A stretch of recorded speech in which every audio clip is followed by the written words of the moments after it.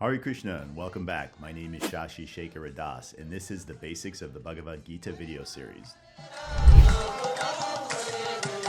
In this video, we will look at the true nature of who and what we really are. In video 1, we looked at the basic principle from the Bhagavad Gita, which is that we are not our body. But that leads into the question, if we're not our body, then who are we? We're not our mind, we're not our body.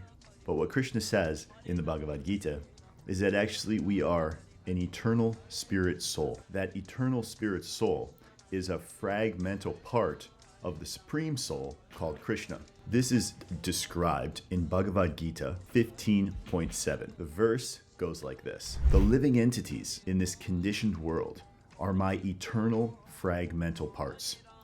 Due to the conditioned life, they are struggling very hard with the six senses, which includes the mind.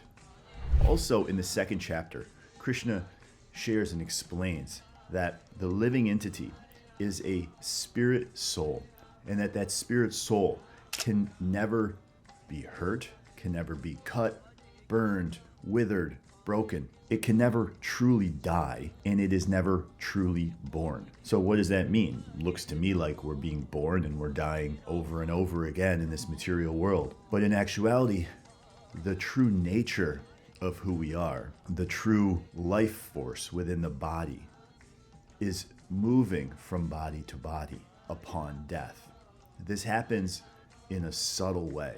This happens in a way that is not really able to be seen or calculated from the material perspective. But we can see that there are many subtle energies that are impacting even our material life on a large scale. For example, Wi-Fi. We can't see the information coming from the router to the laptop, but it's moving. In the same way, our spirit soul is moving from body to body at death. So who we truly are is an eternal spirit soul. And that spirit soul has an eternal relationship with the supreme soul, God, or Krishna. God has many different names. One of them, Krishna. Krishna means the all-attractive, the most attractive person or energy in the all of creation. We are eternally attracted to that supreme soul because we are, in essence, a part of that soul. Our soul and the supreme soul are connected eternally. So this soul, who we truly are, is what is powering the physical body. We can see that really no one has any interest in a body that doesn't have life, right? What do we do with it? We put it in a fire, we bury it, throw it to the dogs and the jackals.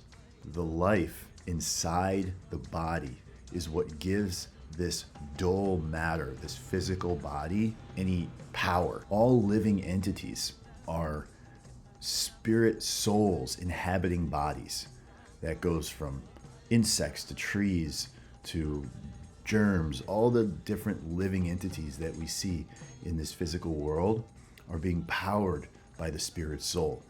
And every spirit soul is an individual identity that is moving through the different bodies, ultimately with a final goal of coming out of this physical manifestation and returning back to our original true position, our original true place of residence, which is in the spiritual world. We'll discuss what is the difference between the spiritual world and the material world in future videos.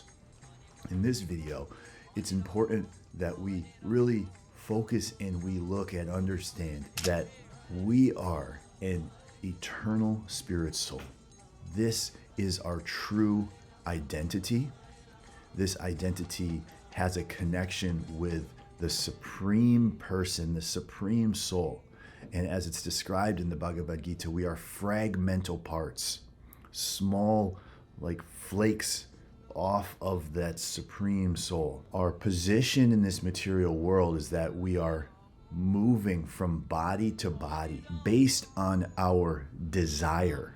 We are attaining bodies that are giving us the ability to fulfill the desires that we have in these physical bodies. Somehow or other, we have disconnected from our eternal true position and fallen into this material world. But the goal, once we've come into this material world, is to kind of come back to our senses, come back to the true reality of what we are, and understand that this material world, although it seems like we're able to enjoy it and that we're experiencing happiness, this material world is described as a place of suffering and a temporary place that we cannot find any real true happiness in, because the soul is eternal and the soul is looking for happiness that does not end. So when we are experiencing happiness that has a beginning, a middle, and an end, we are ultimately setting ourselves up for some type of dissatisfaction. It is described that the soul has three qualities: Sat, Chit, Ananda.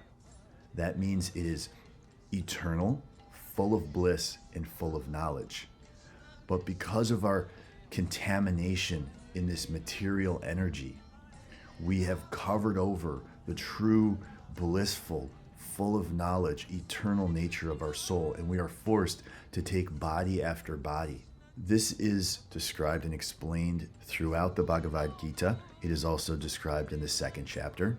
I request that you take a look and read the second chapter of the Bhagavad Gita to get more detailed explanation of what the nature of the soul is, how we can explore our true position and the true purpose and goal of life based on an understanding of our eternal nature. This idea that we only live once is not correct according to the Bhagavad Gita.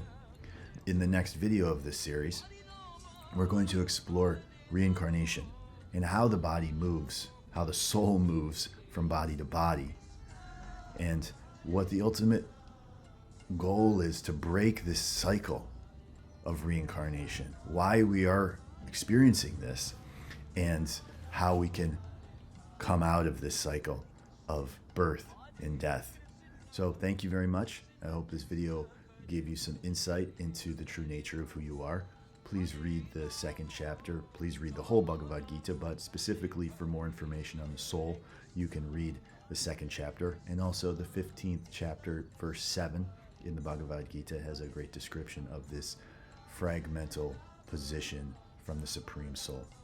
So, Hare Krishna, thank you very much, and I'll see you in the next video. Krishna, Krishna, Krishna, Hare Hare.